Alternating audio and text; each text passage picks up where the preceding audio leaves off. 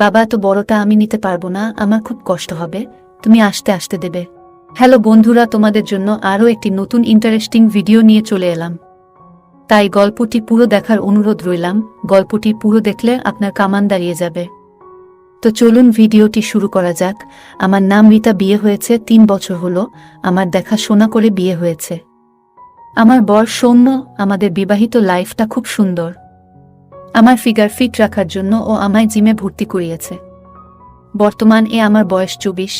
আমার height 5 foot 2 ইঞ্চি। আমার গায়ের রং হালকা কালো। আর স্বামীর বয়স 28, 5 ফুট 7 ইঞ্চি লম্বা এবং মেদবিহীন টাইট শরীর। বাড়িতে আমি আমার বর থাকি। আমার শ্বশুর শাশুড়ি আলাদা বাড়িতে থাকে।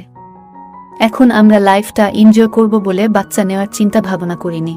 আমার বর আমাকে যথেষ্ট সময় দেয়। আমার প্রচুর চাহিদা ও মেটায়।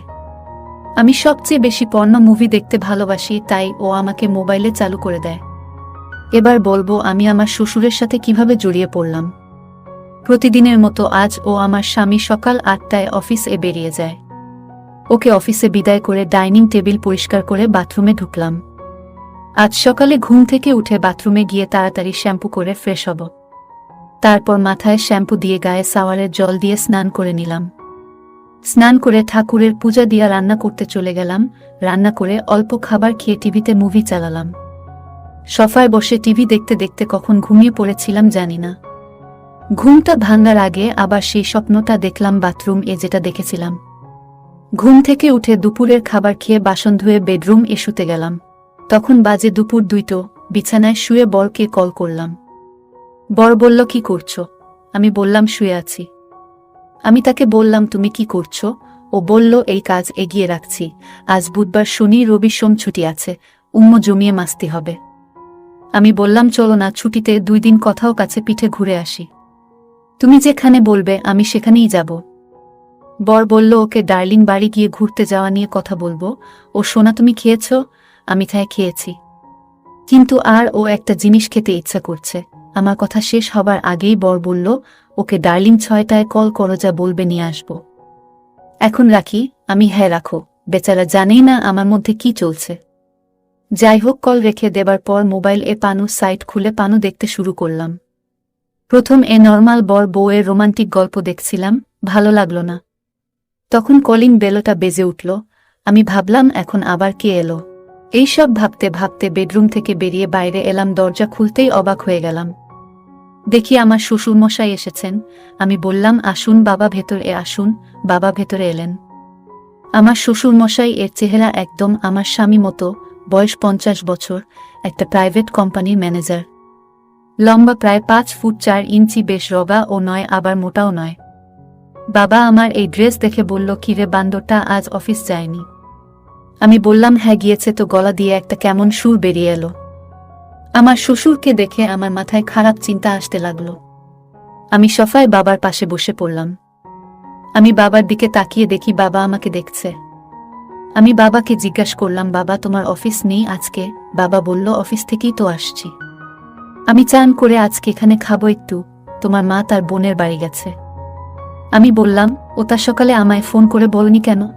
যাই হোক, আমি ডাইনিং টেবিলে বাবার খাবার বেড়ে শুতে গেলাম। শুতে গিয়ে দেখি 3:15 বাজে। শুয়ে শুয়ে আবার পানু চালালাম। বেশ ভালো লাগছিল আমার। আমরা যেহেতু আলাদা থাকি, মানে শ্বশুর আর শাশুড়ি আলাদা বাড়িতে থাকে। বাবা আর মা থাকে ব্যারাকপুরে, আর আমরা সোদপুরে। বাবা সপ্তাহে 3 দিন আমাদের বাড়ি আসে, কিন্তু থাকে রাতে। কারণ প্রতি সপ্তাহে 3 দিন আমার স্বামী নাইটে অফিস যায়, আর 3 দিন সকাল যায়। আমাদের 2টো রুম, একটাতে ফ্রিজ, আলমারি আর জিনিস আছে, আর বেডরুম একটাই। আমার স্বামী নাইটে অফিস থাকলে শ্বশুরমশাই এসে রাতে এই বেডরুমে এই বিছানায় শুয়ে।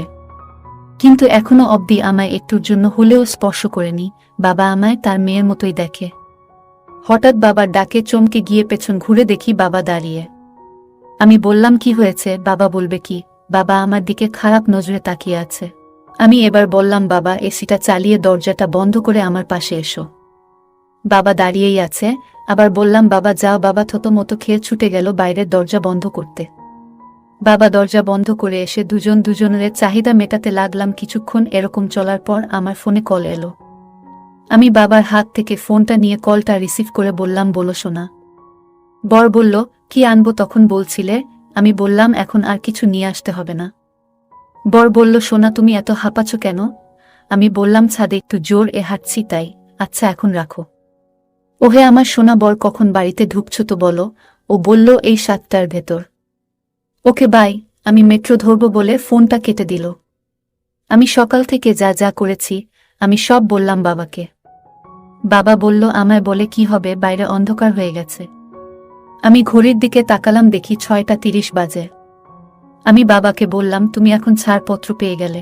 তোমার ছেলে নাইটে অফিস গেলে তুমি আবার আমায় পাহারা দিতেই আসবে।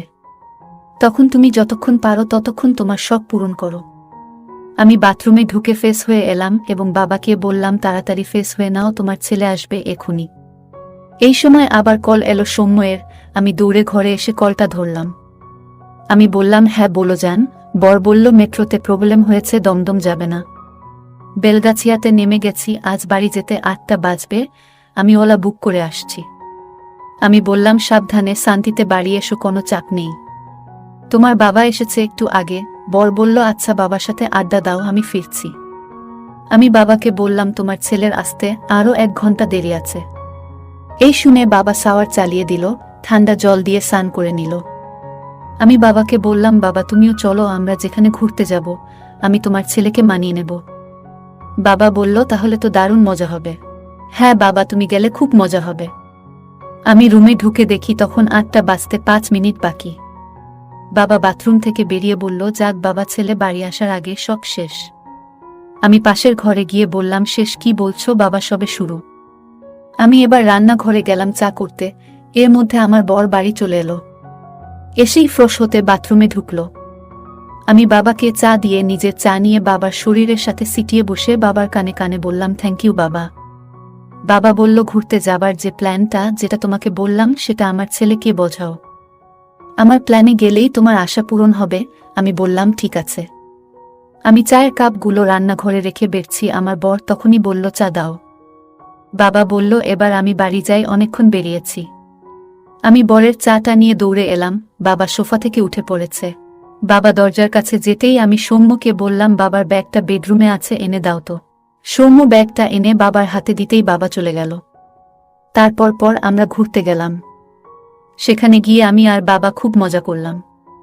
2 দিন পর বাড়ি আসলাম। এরপর থেকে বাবা যখনই আমাদের বাড়িতে আসতো আমার সাথে খারাপ কাজ করত, আমাকে পুরো খুশি করে দিত।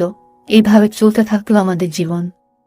যাই হোক বন্ধুরা, আমাদের আজকের ভিডিওটি এই পর্যন্ত। ভিডিওটি সম্পূর্ণ কাল্পনিক, শুধুমাত্র আপনাদের বিনোদনের জন্য বানানো হয়েছে। দয়া করে কেউ সিরিয়াসলি নেবেন না। যদি আমাদের ভিডিওগুলি ভালো লাগে তাহলে লাইক, কমেন্ট এবং শেয়ার করুন। আর সবার আগে ভিডিও পেতে আমাদের চ্যানেলটাকে সাবস্ক্রাইব করুন। সবাইকে ধন্যবাদ।